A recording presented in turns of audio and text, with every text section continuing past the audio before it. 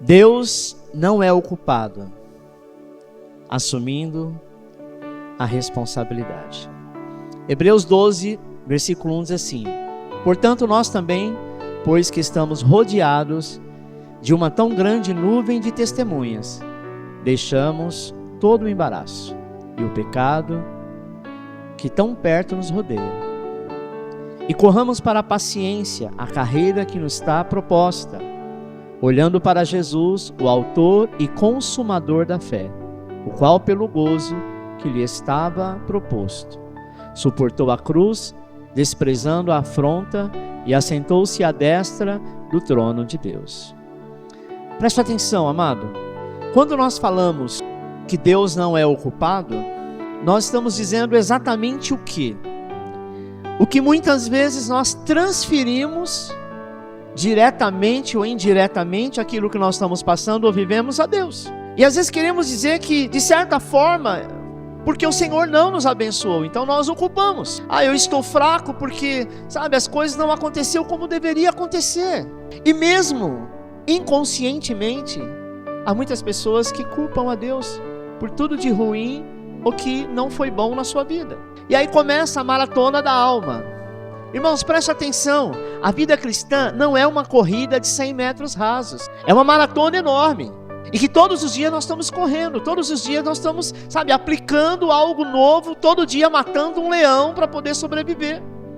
Ela é a primeira resistência, a maratona de resistência. Muitos de nós começamos com um fôlego incrível na maratona, cheio de fôlego, cheio de gás, dizendo, não, essa eu venço, esse problema eu vou alcançar, glória a Deus, o sorriso até atrás da orelha, mas aí com o fôlego vai acabando, os planos e a alegria parece que já não é mais a mesma coisa, aí o tempo passa, o sol esquenta, o trajeto fica íngreme, e de repente percebemos que a nossa alma está ofegante. O segredo para não desfalecer, segundo Hebreus, não está na nossa força muscular, mas aonde decidimos fixar os nossos olhos. Quando eu falo, deixa que eu faço, deixa que eu consigo, pode vir a luta que for, eu sou crente, eu jejuo, eu oro. Amado, eu não faço uma besteira dessa. Nós não somos nada nem ninguém sem o Senhor. Se Deus não fizer, ninguém mais pode fazer. Não podemos culpar a pista, talvez o clima, se não estivermos treinados, ou se não estamos olhando para o lugar errado, que é o que muitas vezes nós fazemos. Às vezes o Senhor até permitiu que você não alcançasse aquilo, não chegasse até você, e Ele usou uma outra pessoa que o tempo todo falou, sim, eu vou te ajudar, e no último momento a pessoa disse, olha, aconteceu determinada coisa e eu não posso fazer nada. Para onde estamos olhando? Para o lugar certo ou para o lugar errado? Essa é a causa de tudo. Mas aí as coisas vão acontecendo de que forma? De uma forma que às vezes nós não temos o controle. Vire para o seu irmão e diz assim, quando você não tem mais controle, é hora de entregar nas mãos de Deus. Ponto 2, o peso e o pecado limpando o caminho. Achei muito interessante essa imagem, que ele deixa 2 bolsas provavelmente pesadas para trás, e na sua caminhada ele deixa também o seu casaco para trás. O Senhor te diz assim, se está te causando peso, deixa para trás. Está sendo pesado, deixa de lado. Não adianta você carregar algo que você não tem mais fôlego para carregar. Hebreus 12, 1, portanto nós também, pois que estamos rodeados de uma tão grande nuvem de testemunhas, deixamos todo o embaraço, todo o pecado que tão de perto nos rodeia, e corramos para a paciência da carreira que nos está proposta. A carreira que está proposta para você é ser mais que vencedor, mas às vezes, amado, nós caímos no laço do pecado. O texto é muito prático, livre-se do peso e do pecado. Imagine um maratonista tentando correr com um sobretudo de lã e botas de chumbo. Não precisava nem das botas, um sobretudo de lã, ele já estaria lá na frente, suando muito, perdendo muito líquido. É impossível.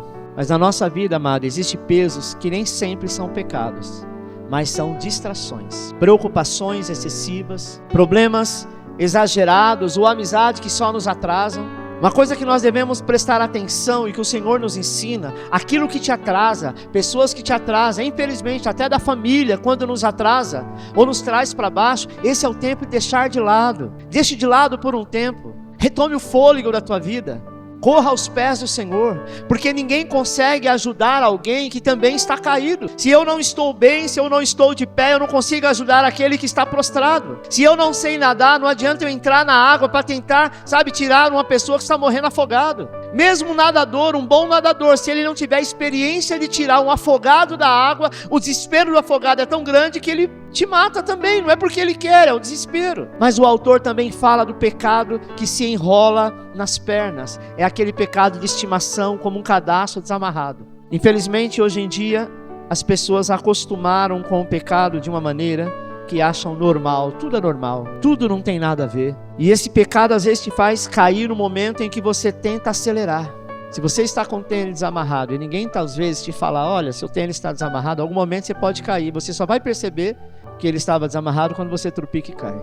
Às vezes nós cometemos alguns tipos de pecados que ele é tão repetitivo que parece que faz parte da família, que já não tem esse peso todo.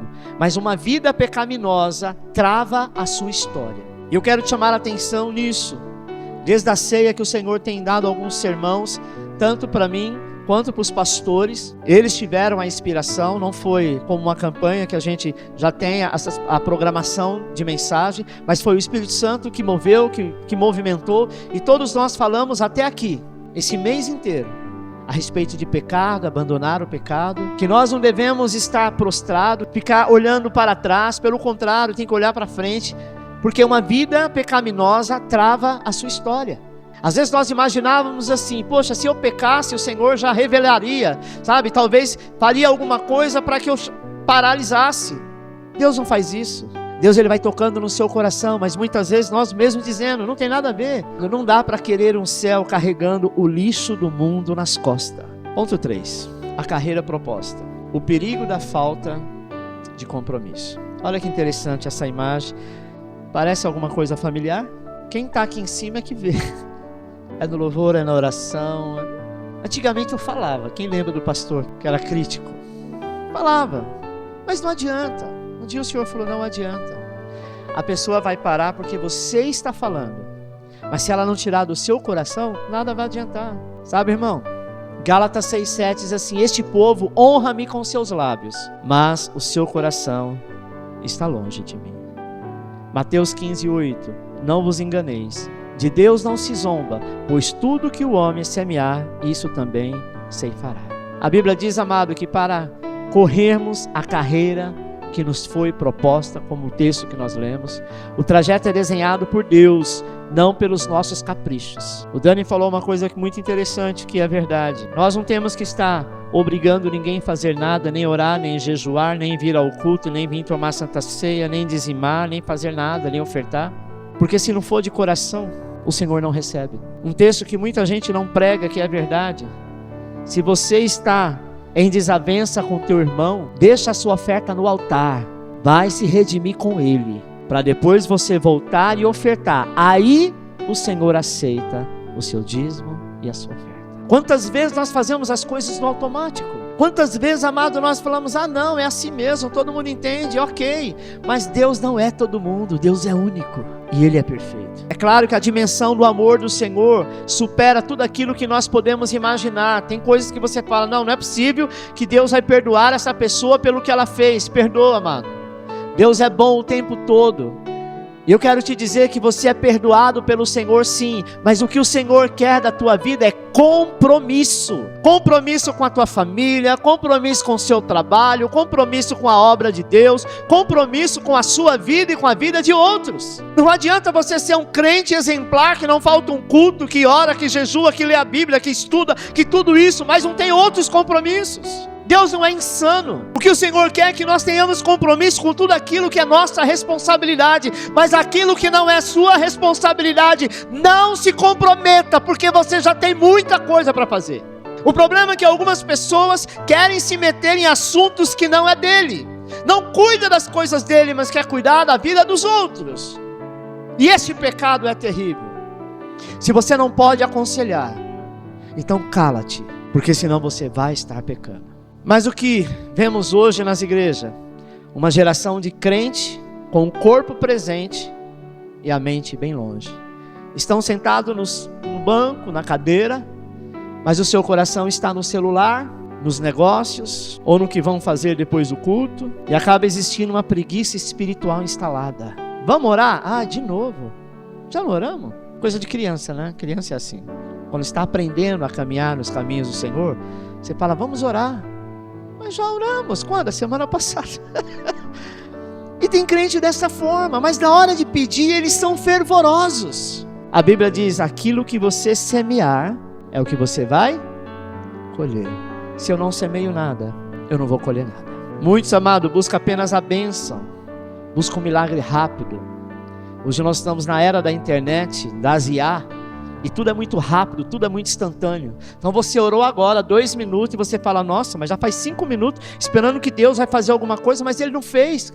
Será que eu tenho que fazer mais? Você não tem que fazer nada. A Bíblia diz, pedir, dá-se-vos-á. E Ele vai te dar uma medida transbordante e recalcada. Mas como que Ele vai fazer isso? Quando nós fazemos isso com o coração, quando nós temos compromisso com o Senhor. Sabe, irmão? Quinta-feira passada, foi na quinta-feira, irmão Rodrigues, nós estávamos lá na porta conversando. O irmão Rodrigues me falou uma coisa, falou, pastor, cadê os nossos irmãos, né? Engraçado, de quinta-feira quase não vem ninguém. Falei, irmão, Deus sabe, né? Falei, a gente fica triste, né?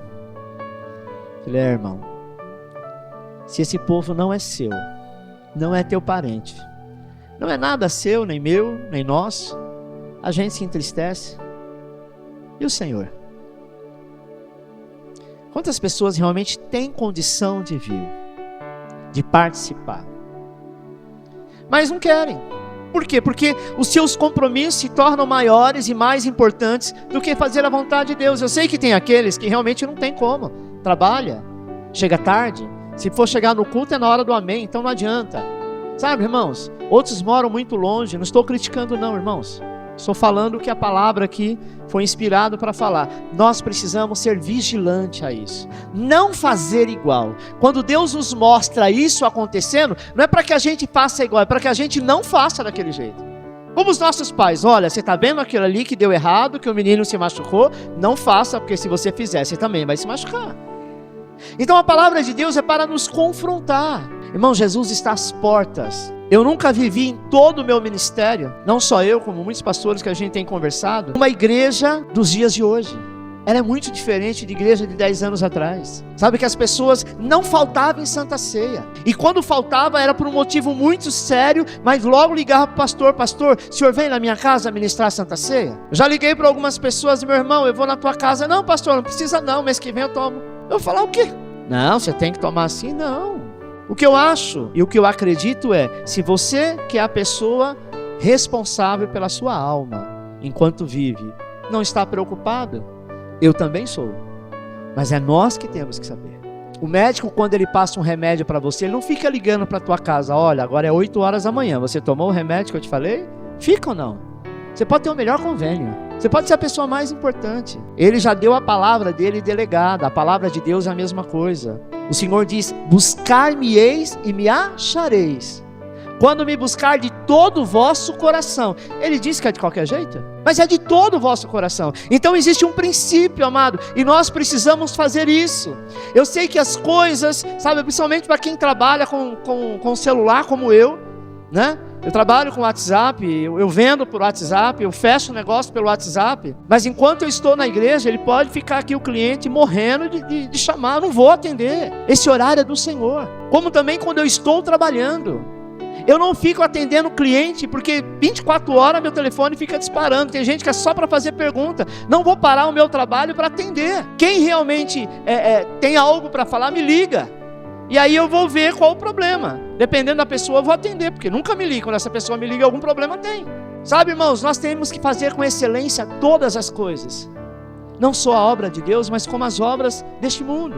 Muitos não têm compromisso nem com o culto, nem com a escala, muito menos com a santidade. E a Bíblia diz, sem santidade ninguém verá a Deus. O que é santidade, pastor? É ser santo? Não, santo vem do termo kadosh, que quer dizer separado. Eu sou separado para o Senhor. Eu posso até errar, até pecar, até fazer alguma coisa errada, mas isso não é a minha vida, aconteceu. Eu sou santo, eu sou separado. Tem gente que fala, olha lá o santinho do pau oco. Pode ser do pau oco, do pau cheio, do que quiser. Se você é santo, você é santo. Não na expressão católica santo, de santidade no sentido de ser alguém que tem algum poder ou alguém que é separado e melhor do que os outros. Santo é aquele que não se vende, não deixa o seu corpo ser usado para aquilo que não é de Deus. Eles estão se tornando, na verdade, consumidores de religião. Tem gente que está na igreja aqui ou em outra igreja, aí vem aqui, aí vai lá, aí vai acolá. Ô irmão, você não está vindo? Não, pastor, fique em paz. Eu não fui lá na igreja, mas eu fui em outras. Amém. Não há pecado nisso. Mas se você não tiver aliança, você não tem nada, irmãos. Nós não podemos ser consumidores de religião. Nós precisamos ser discípulos. Cuidado, de Deus não se zombe, Ele conhece a intenção do nosso coração. Ponto 4. Olhe firme em Jesus, o antídoto contra a distração. Se você não olhar para Ele, você se distrai. Hebreus 12:2. Olhando para Jesus, autor e consumador da fé, o qual pelo gozo que lhe estava proposto, suportou a cruz, desprezando a afronta e assentou-se à destra do trono de Deus. Aqui está a chave, amado. Olhar firmemente para Jesus. Muitas coisas ao longo desses 30 anos de ministério aconteceu para que eu olhasse para qualquer outro lado menos para Jesus. Muitas coisas aconteceram para que eu falasse, não quero mais saber.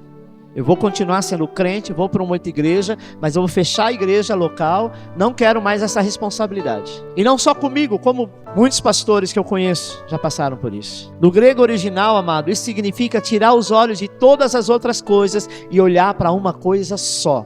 Não podemos ficar desanimados. A culpa não é de Deus. A culpa é daqueles que pararam de olhar para o mestre e passaram a olhar para os lados. Já viu aquela pessoa que está com você e está olhando tudo? E você está olhando para frente, conversando e olhando para frente. Pessoa, nossa, você não viu? Fulano passou ali? Eu não vi.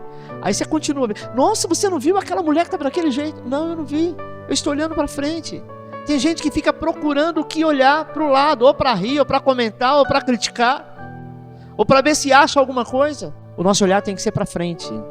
Isso em todos os sentidos. Olhar para os defeitos do irmão, para a falha do pastor, olhar para o sucesso de quem não quer nada com Deus. Quando você tira os olhos de Jesus, o foco que se perde e o que alcança é o cansaço. Aí o cansaço vira murmuração. A Bíblia diz que Jesus é o autor e consumador. Se você olhar para os homens, você vai se decepcionar. Se você olhar para si mesmo, você vai se desesperar. Se você olhar para Ele, você terá forças para terminar toda e qualquer prova. Nós precisamos olhar para Cristo, para Deus. Pastor, você está o tempo inteiro falando disso, mas aonde você quer chegar? Vou te falar agora. Aonde eu quero chegar é para que Deus te salvou. Tem um porquê, sim ou não? Quantos aqui sabem qual é a sua missão? Quantos não sabem? Levante a mão. 2 pessoas. Os demais todos sabem qual é a sua missão? Para que você foi chamado? Eu vou te explicar. Isso não é porque cada um é diferente, não. Cada um de nós temos uma diferença dos demais. Mas em todos, a missão que o Senhor nos chamou é para ganhar almas. Deus não te salvou só para você ser salvo sozinho. Mas você tem responsabilidade de orar, de interceder, de pregar, de falar, mesmo que chama de chato, para a tua família, para o teu amigo, para o teu vizinho, para todos aqueles que estiverem à tua volta.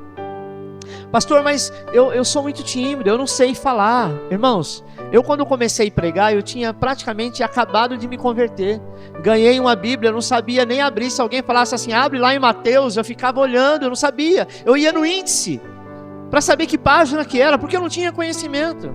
E por muitas vezes eu fui confrontado, porque eu falava do amor de Deus. E as pessoas falavam e eu ficava na hora orando, Espírito Santo, o que eu vou falar? E quantas vezes, amado, eu abria a Bíblia, sabe? E caía numa passagem que eu lia aquele versículo e ficava muito feliz porque tinha a ver com o que eu ia falar. E ali o Senhor me inspirava. E eu sempre fui apaixonado por pregar, por ensinar. Eu gosto mais de ensinar, de dar aula, né? Das coisas de Deus, das coisas da Bíblia, até mesmo do que pregar. Quem me conhece há bastante tempo, sabe aqui vários estudos que nós fizemos na igreja. Mas se você quer aprender, amado, eis aqui um pastor que gosta de ensinar. Amém? Então, eu tinha essa facilidade. Por quê? Porque eu me propus a fazer. Ponto 5. A disciplina do pai, treinamento, não castigo. Hebreus 12:6. Porque o Senhor corrige o que ama e açoita a qualquer que recebe por filho. Muitas vezes quando quando a mão de Deus nos aperta, nos espreme, nós achamos que Ele está nos punindo. Deixa eu te dizer uma coisa, um pai quando repreende um filho, deixa de castigo, e até preciso mesmo dar uns tapas, se for o caso, como muitas vezes aconteceu conosco, ele não está fazendo isso porque ele não ama. Deus, quando Ele corrige, é porque o pecado está estampado na sua vida, ou porque você está, talvez não pecando, mas aceitando, ou propagando este pecado. E todo pecado, nada mais é, a vontade de Satanás, é para, destruir a igreja. O foco do diabo é destruir a igreja, e o nosso foco é destruir as armadilhas do diabo. Nós não podemos, irmãos, compactuar com a armadilha do diabo. O apóstolo Paulo resolveu não casar, e daí? Ele viveu para Cristo. Deus pode fazer isso até nos dias de hoje, mas a disciplina é prova de paternidade. Se Deus nos prova, é porque Ele nos ama, porque se Ele não nos amasse, Ele simplesmente deixaríamos de lado. A rebeldia com a obra de Deus, amado, nasce de um coração que não aceita ser moldado. Está cheio de crente desviado por aí, porque em algum momento ele foi repreendido, ou pelo líder de célula, ou pelo líder de jovem, ou pelo líder de homem, de mulher, de casal, ou pelo pastor, ou pela mulher de pastor. Coitada de mulher de pastor sofre. Eu sei o que a minha sofreu, ainda mais no começo do meu ministério lá em Vila Paulina. Ela era a metidona da igreja, a exibida. Sabe por quê? Porque era uma igreja mais tradicional. Eu vou contar. A minha esposa sempre foi muito alegre, né? Eu louvo a Deus pela vida dela. E quando ela chegou na igreja, o irmão dela, o Everaldo, já era líder de jovem na igreja, né? Então ele convidou ela para estar indo lá. E ela foi uma vez, duas, gostou. E ela sempre foi uma pessoa assim que gosta de gesticular. E aí estava no corredor da igreja, sim, a igreja estava cheia, ela ficava em pé no corredor. E quando começava a cantar Eu Quero é Deus, ela dançava, ficava assim. Mas naquela época era muito tradicional, não existia esse negócio de ministério de dança na igreja. Aí o pessoal, eu via as pessoas cutucando, falando, olha lá, a namorada do pastor, como que ela é assanhada. E aí, tinha isso, irmãos, porque era uma cultura da época. Era uma igreja lá na Vila Paulina, lá onde o vento fez a curva. Mas foi ali que eu aprendi. E ela sempre olhou para frente. E uma coisa que eu sempre disse para ela: não olhe para ninguém, olhe para Cristo. Essas pessoas vão falar porque querem falar, mas não há problema nenhum. Uma vez ela falou: Lê, você acha que eu estou pecando? Eu falei: de maneira alguma. Você está gesticulando e adorando ao Senhor. Hoje ninguém fala mais, né? Hoje tem até rap, funk na igreja, assim vai. Pense no atleta que um treinador é exigente. Pensa numa pessoa que eu conheço particularmente, que é muito exigente e que eu admiro, é o Renan. Pensa no bicho bravo. Renan, quando era líder do diaconato, pensa no diaconato que andou na linha. Ou andava ou ele falava: pode ir embora então. Lembra, Renan? Arrumou muito encrenca, tadinho. Mas o Renan, ele sempre foi alguém assim muito fiel, né? Tem liberdade para falar isso. Alguém que reclamava, ele falou assim: o pastor disse isso. Não, então, se ele não disse, não vai ser eu que vou dizer.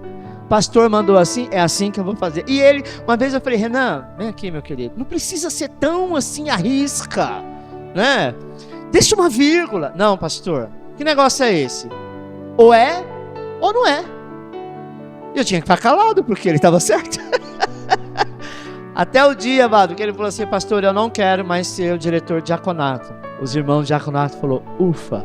Mas depois de um tempo, Renan, se você não sabe, você vai saber agora. Eles falavam: que saudade do Renan. Tinha ordem, tinha horário, tinha respeito. E é isso, irmãos. Um atleta, ele precisa de um treinador que seja exigente. Sabe por quê? Porque ele quer que esse atleta suba no pódio. Ele quer, que esse atleta seja corrigido para quê? Para que ele se alegre diante do Senhor. Amado, isso prova que você é filho, você não é bastardo. Porque se Deus não se importasse com você, não te repreendesse algumas vezes, é simplesmente porque Ele não te ama. Porque quem ama, corrige.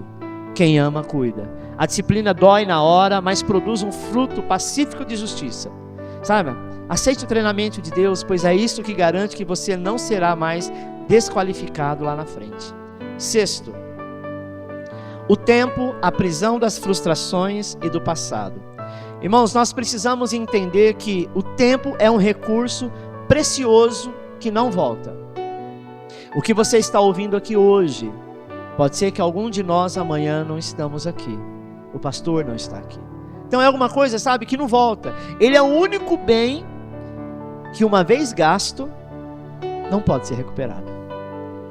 Quantas vezes nós perdemos tempo com coisas insignificantes. Uma coisa que é muito natural, e eu não vou me redimir disso, que às vezes a gente fica horas no celular. Antigamente você entrava no banheiro, tinha revista, para quando você estivesse lá, se sentindo rei, assentado no trono, você estivesse folheando uma revista. Hoje não precisa, hoje você tem centenas no seu celular.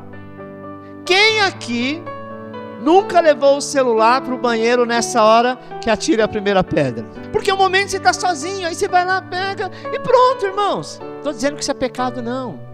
Mas eu estou falando de tempo. Às vezes nós gastamos nosso tempo com coisas que não são agradáveis aos olhos do Senhor. Sabe, irmãos? É um tempo que é precioso e que ele não volta. Muitos crentes estão paralisando na carreira porque estão presos ao passado. Uns vivem de um saudosismo paralisante. Lembra dos bons tempos, sabe, que se foram e que não conseguem agir hoje. Esses dias eu falei para minha esposa falou: nossa, Lê, você tá com bastante cabelo branco, né? Tá ficando. Eu falei: filho, eu lembro uma vez, né, que eu fui no salão dela, minha esposa sempre foi cabeleireira. E quando eu comecei o ministério, eu era muito novo, eu tinha 20 e poucos anos. E aí eu fui, quando eu conheci a Beth, eu fui no salão dela, falei: olha, eu quero fazer umas luzes brancas. Falou: por quê? Porque eu estou cansado das pessoas chegarem, porque a igreja onde eu estava, lá em Eldorado, tinha mais 4 igrejas, e todos eram muitos senhores. O mais novo tinha 60. E eu com 20 e poucos, quer dizer, até os líderes de jovem da igreja deles eram mais velhos do que eu. E aí os pastores passavam e falavam: mas aquele menino que é o dirigente daquela igreja, tenho saudade disso, sabe? De falar aquele menino. Hoje ninguém fala mais. E aí eu fui no salão e a Beth foi: vamos tentar, eu não sei se seu cabelo vai dar certo. Aí fez, né? Colocou um negócio na cabeça, eu puxando os negocinhos lá, passou uma química e tirou. Irmão, realmente ficou luzes amarela. Sei lá, meu cabelo não fica branco, ele ficou amarelo. Clarinho, mas ficou amarelo. Quando eu tirei, não ficou feio, mas naquela época, irmãos, o povo da Vila Paulina falava da minha gravata que era vermelha. Era pecado, não podia. E eu usava gravata com manga curta, 2 pecados. Sem paletó, 3 pecados.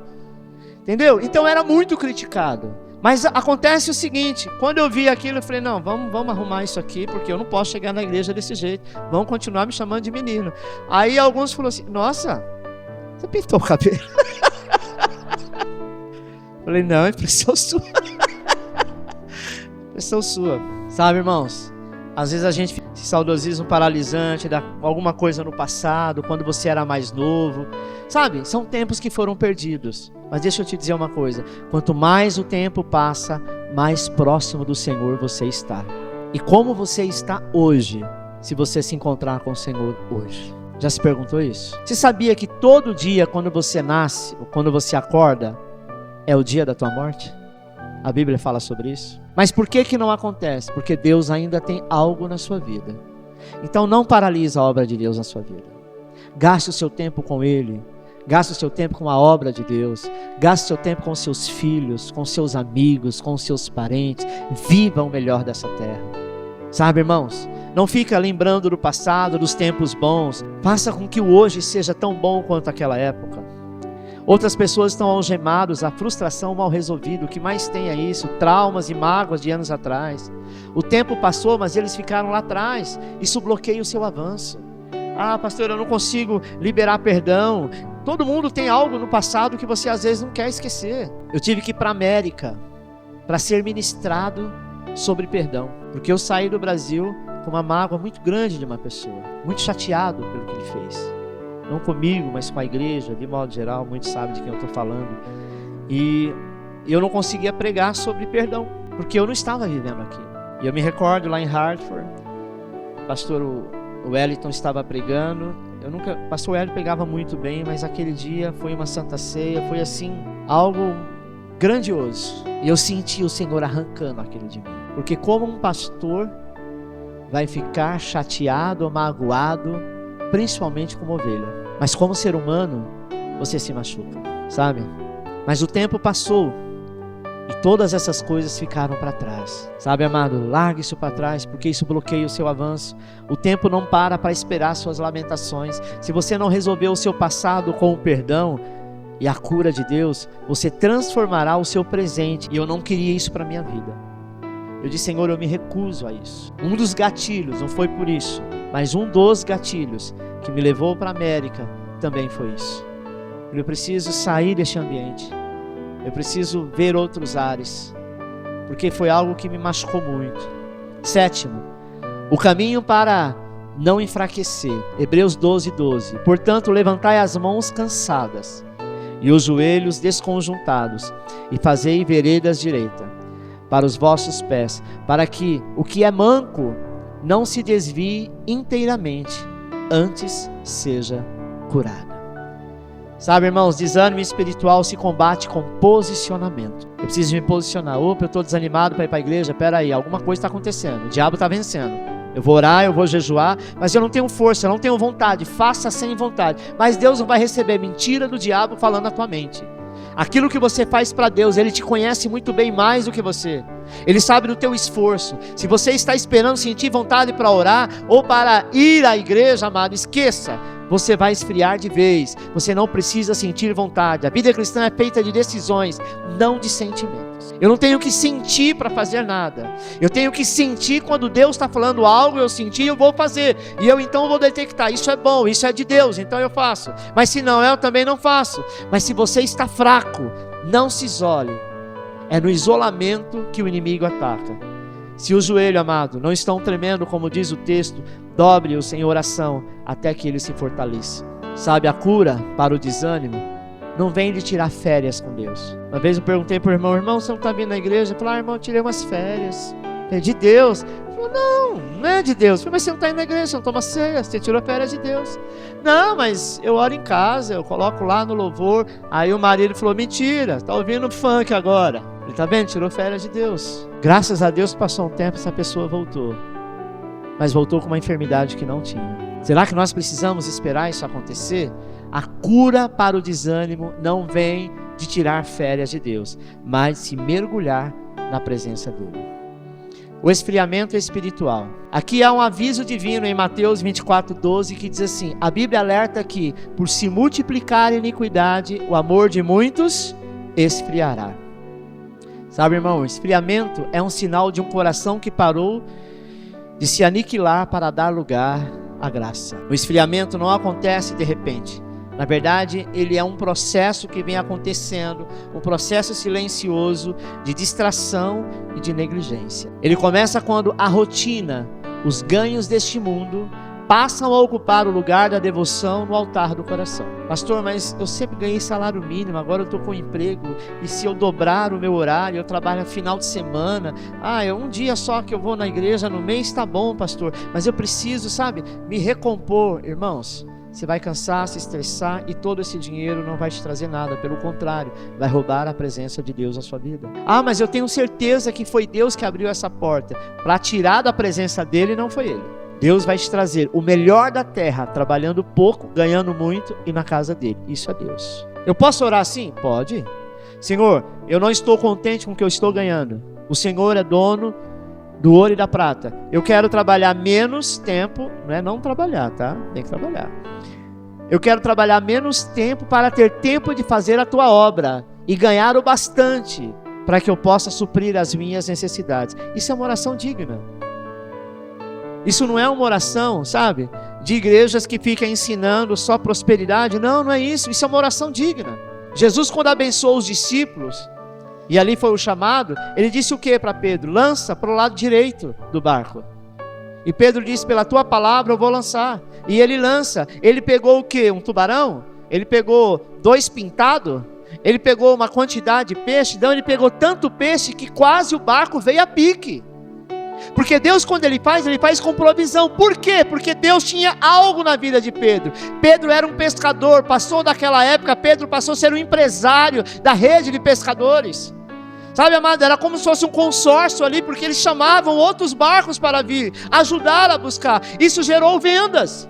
Isso gerou, sabe, dinheiro. Isso gerou poder, autoridade. Foi que ele então disse: agora eu quero largar tudo para te servir. Mas você acha que a família de Pedro passou fome? Você acha que a família de João passou fome, de Mateus, de todos eles? Não, porque o Senhor é a provisão. Se o Senhor te chamar para fazer, não tenha dúvida. O diabo vai colocar dúvida. Você quer mudar a sua vida? Tenha compromisso com Deus. Você quer mudar a tua história? Diz: Senhor, o Senhor seja o primeiro na minha vida. Mude a história e você vai ver. Eu tenho certeza, amado, que se Deus não mudar a sua história, eu deixo Ele pregar o Evangelho. Porque aconteceu comigo. E aconteceu com muitas pessoas. Eu preciso me posicionar com Deus, e as demais coisas o serão? Isso é o Evangelho de São Alexandre? Não. Isso é o Evangelho que está na Bíblia. E se está lá, é porque Ele colocou. Sabe, mas existem algumas acomodações. A pessoa deixa de se alimentar da palavra e passa a viver de experiências passadas. A comunhão vira apenas presença física no culto, sem entrega mental. Prioridades trocadas. O foco no trabalho e nas conquistas materiais cega o crente para a urgência da volta de Cristo. A igreja que dorme enquanto deveria vigiar. Oitavo e último, a volta de Jesus e a igreja que dorme. Apocalipse 3,15. Conheça as tuas obras, que nem és frio nem quente. Oxalá foram frio ou quente. Assim, porque és morno e não és frio nem quente, vomitar-te-ei da minha boca.